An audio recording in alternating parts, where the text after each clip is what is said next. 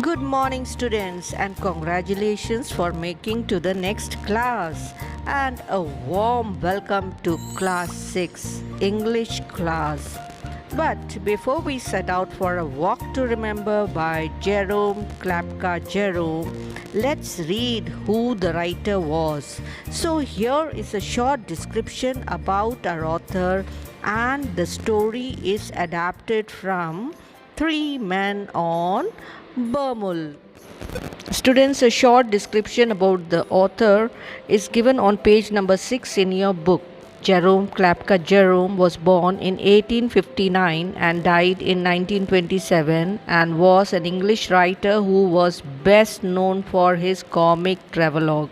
Three Men in the Boat, 1887. Three Men on the Burmul Cycle is the follow-up to the Three Men in the Boat. And like the first book, it describes the adventure that Jerome enjoys with his friends George and Harris. Jerome was very interested in new ideas and experiences. He traveled widely throughout Europe, enjoyed skiing in the Alps, and visited Russia and America several times. His work had been translated into several foreign languages, and Three Men in the Boat is considered a classic today. Isn't that incredible? Yes, now let's get to reading the lesson. Hurry up and open your books on page number 2. So the lesson begins with a little introduction about the characters. So in this story we have Jerome and his friends Harris and George. What are they doing? They are on a holiday in Germany. They have decided to walk and cycle their way through the Black Forest area. In the text you are about to read, they have planned to walk to a village in Todmos. Now, where is this Todmos? It is in Germany, which they have been told is a short but beautiful trek. Read on to find out what happens. We had breakfast at 4:30 in the morning and started off at 5. Our road lay over a mountain. From what we had heard in the village, it was one of those roads you cannot possibly miss. A few miles later, the road divided into three. An old signpost indicated that the road to the left led to a place that we had never heard of. Its other arm had disappeared. The road to the right, we all agreed, clearly led back to the village. The old man at the inn told us clearly to keep straight on round the hill. Harris reminded us. Which hill? George asked. We were surrounded by many, some of them big, some of them little. He told us, said Harris, ignoring George, that we would come to a wood. Now, what does wood mean here? It means forest. As a matter of fact, a thick wood covered every hill, which George pointed out very helpfully. And he said, muttered Harris, that we would reach the top in about an hour and a half. We looked around us in silence. Well, what shall we do? Said Harris. Now I happen to have a gift for finding my way in strange places. It is not my fault that things, mountains, rivers, and other such obstacles occasionally get in my way. I led them by the middle road, but after 3 miles up and down hill, it ended suddenly in a wasp nest. Well, said Harris, I suppose you are satisfied with what you have done. I am quite satisfied, I replied bitterly. I would continue to lead you further, but no one can work without encouragement. Go your own way. I am done with you both.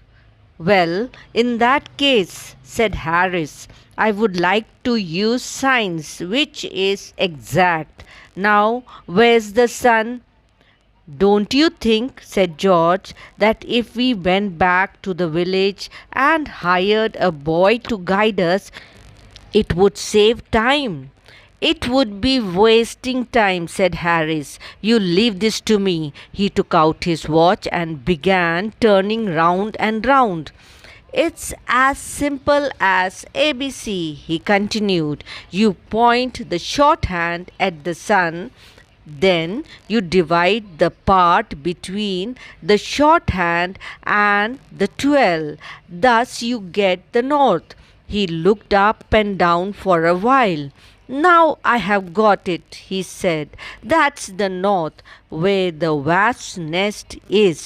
Now give me the map." We handed it to him, and he looked at it carefully.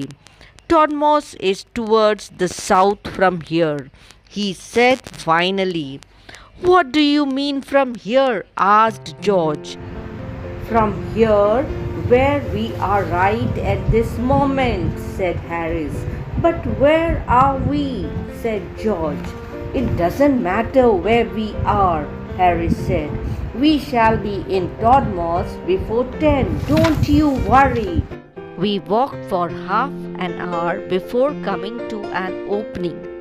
From here we saw below us the village we had left that morning. It had a pretty church with an outside staircase, an unusual feature that we all remembered. The sight of it made me sad. We had been walking for 3.5 hours and were now almost back to where we had started. But Harris was delighted. "Now at last," said Harris, "we know where we are." "I thought you said it didn't matter," said George. "It does not," replied Harris, "but it is just as well to be certain.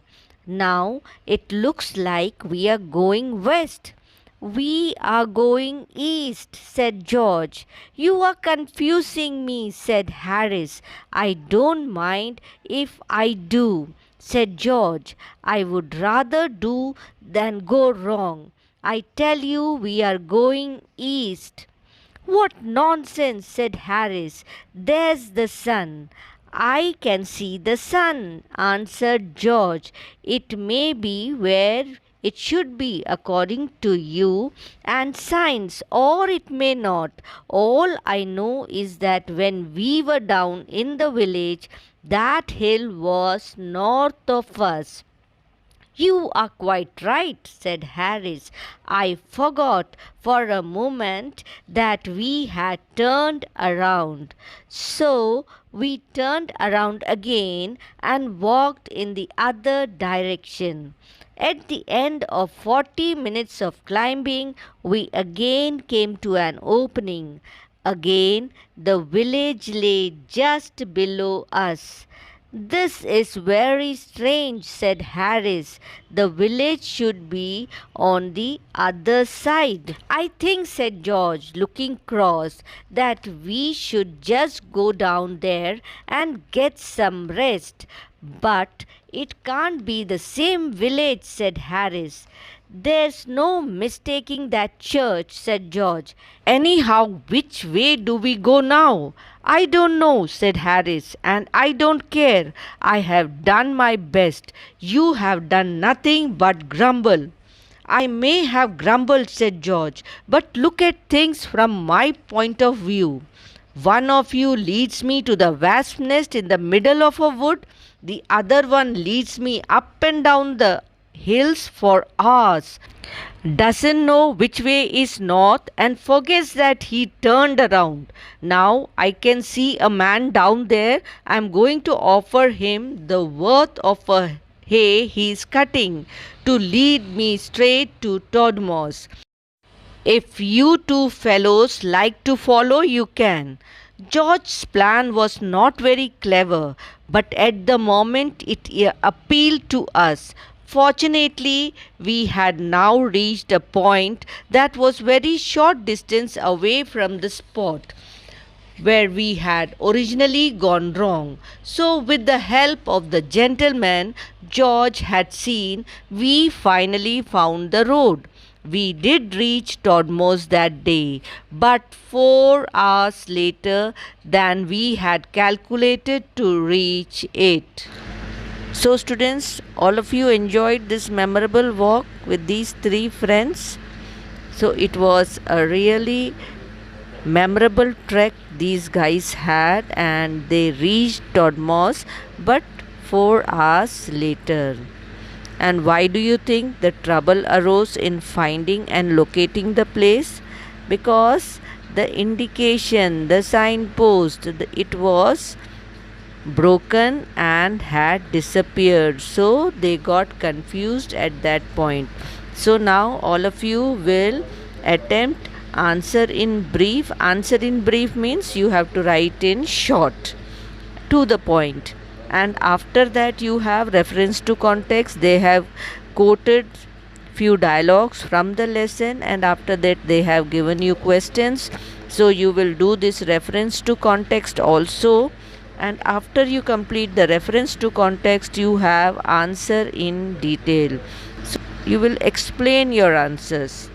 Okay, and after you complete the answers in detail, we come to the grammar section on page number 9. So you have to highlight in common noun, proper noun, abstract noun, collective noun and compound noun. And after that you have the countable and uncountable noun and articles, and after articles you have the vocabulary section. So see that you can complete your work and check whether you have done it correctly or not. Students, all of you complete your work, and always remember reading, writing, learning, speaking is very, very important. So stay connected and study regularly with me. Okay, love you. Bye.